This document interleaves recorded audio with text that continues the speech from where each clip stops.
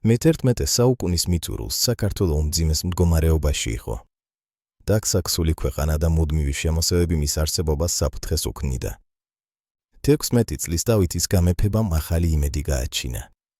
მისი პირველი ნაბიჯები ქვეყნის შიგნით წესრიგის აღდგენასა და ერთიანობისკენ იყო მიმართული.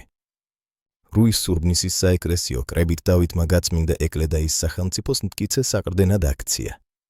რეფორმები ცხოვრების ყველა სფეროს შეეხო. განათლება მეფის უმთავრესი პრიორიტეტი გახდა.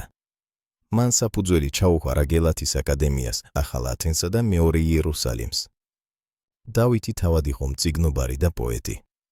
მისი გალობანი სინანულისანი ქართული სულიერების შედევრია, რომელიც მეფის შინაგან სამყაროს გვიჩვენებს. სახელმწიფო აპარატის მოწესრიგებითა და რეგულარული ჯარის შექმნით დავითმა საფუძველი ჩაუყარა უძლიერეს კავკასიურ იმპერიას. ეს იყო მხოლოდ დასაწყისი. სახელმწიფო რეფორმებმა მოამზადა ნიადაგი იმ დიდი ბრძოლებისთვის, რომლებმაც დავითს აღმაშენებლის სახელი დაუმკვიდრა.